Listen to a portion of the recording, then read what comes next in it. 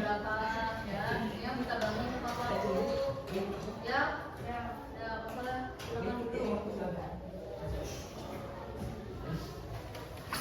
Sebelum memulai pelajaran, masalah kita opsi kebersihan dulu. Dicek kanan kirinya ada sampah atau tidak. Bangku-bangkunya sudah rapi apa belum bangku-bangkunya? Kalau sudah berarti sudah belum? Kalau sudah berarti bisa dimulai ya. Siap mulai pelajaran ya. Oke. Tapi sebelum itu untuk membangkitkan semangat kita atau untuk membangkitkan rasa nasionalisme kita mulai dengan menyanyikan lagu nasional terlebih dahulu. Ya, masalahnya Ibu minta Kenzi maju ke depan untuk memimpin teman-temannya menyanyikan lagu. Oke, silakan semuanya berdiri.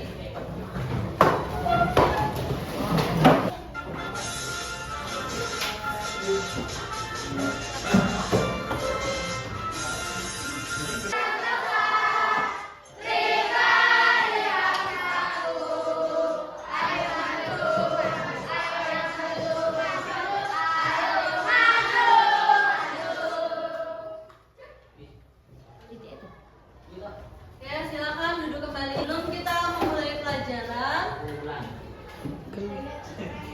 kemarin kita sudah mempelajari tentang perumusan dan pengesahan Undang-Undang Dasar 1945. Ada yang ingat nggak tokoh-tokoh siapa saja yang terlibat dalam pengesahan Undang-Undang Dasar 1945? Pelajarannya kemarin itu kan ada tokoh-tokoh yang berperan di dalam lembaga BPUPKI dan PPKI. Nah, siapa saja sih tokoh itu? Masih ada yang ingat? Terus siapa lagi? Insinyur Soekarno. Siapa lagi? Muhammad Hatta. Terutama Insinyur Soekarno, Muhammad Hatta dan Insinyur Soekarno, Muhammad Hatta dan Mr. Soekarno. Ketiga ini sangat berperan di dalam pengesahan Undang-Undang Dasar 1945.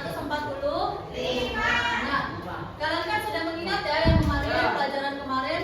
Kemudian apa sih tujuannya Undang-Undang Dasar itu? Tujuan dari diadakannya Undang-Undang Dasar, tujuannya kemarin untuk sebagai apa? Tujuannya sebagai pedoman negara, sebagai pedoman negara dalam melaksanakan semua kegiatan negara.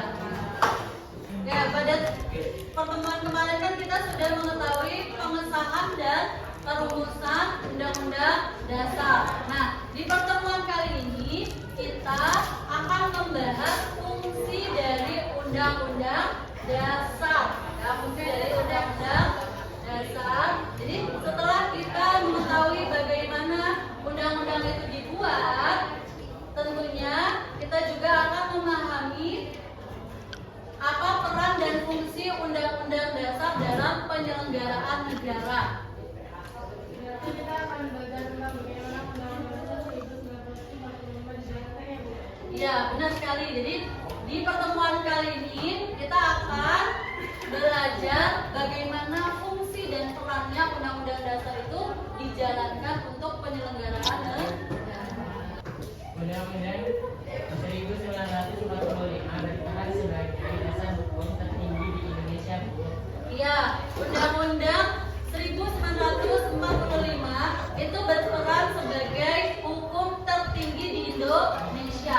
Berarti kalau berperan sebagai hukum tertinggi di Indonesia, Undang-Undang Dasar kan menjadi berperan sebagai hukum tertinggi di Indonesia. Berarti yang di bawahnya, ya aturan-aturan yang di bawahnya itu harus mengikuti Undang-Undang Dasar.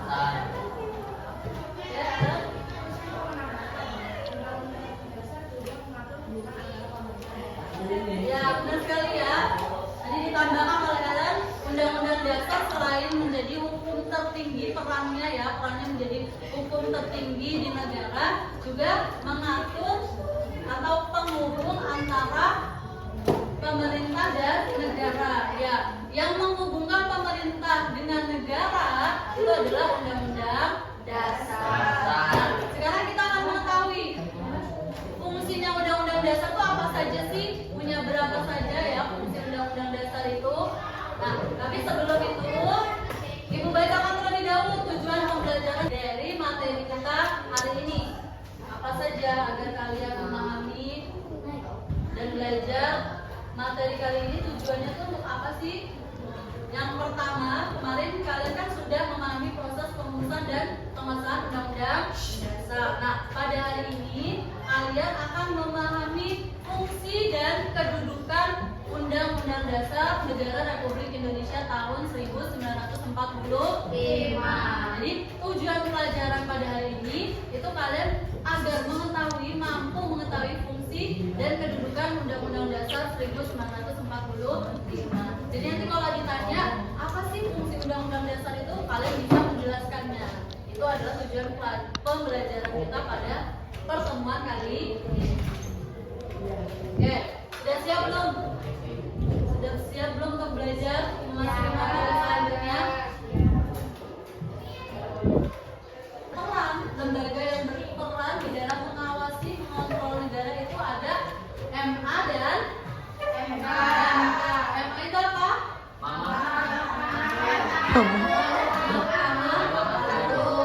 Terus kalau MK?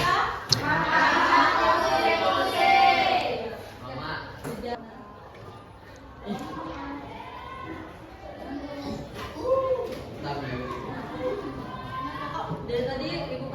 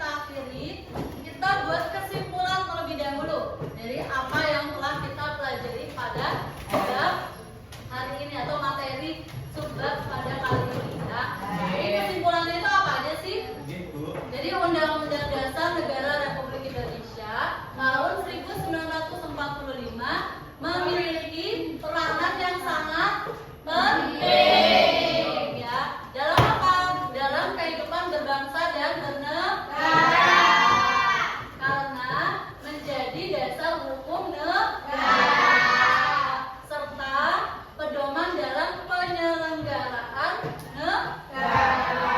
Ya. Nah, kemudian pemahaman terhadap fungsi Undang-Undang Dasar 1945 itu membantu warga negara mengenal hak dan kewajiban menaati hukum. Terus apa lagi? Ikut menjaga keadilan dan ketertiban dalam masyarakat. Nah, poin yang kita ambil atau kesimpulan yang kita ambil, fungsi dari Undang-Undang Dasar itu mempunyai berapa fungsi? Tiga. Yang pertama sebagai alat pengatur, yang kedua sebagai pengatur, yang ketiga sebagai penentu. Oke, udah paham ya? Jadi ya, nanti di rumah tetap dipelajari, dibuka-buka lagi materi yang sudah kita pelajari pada pertemuan kali ini, ya. Jadi besok bisa kita ulas lagi. Nah, pada pertemuan selanjutnya kita akan membahas mengenai kedudukan dari Undang-Undang Dasar 1945. Oke, cukup ya untuk kali ini.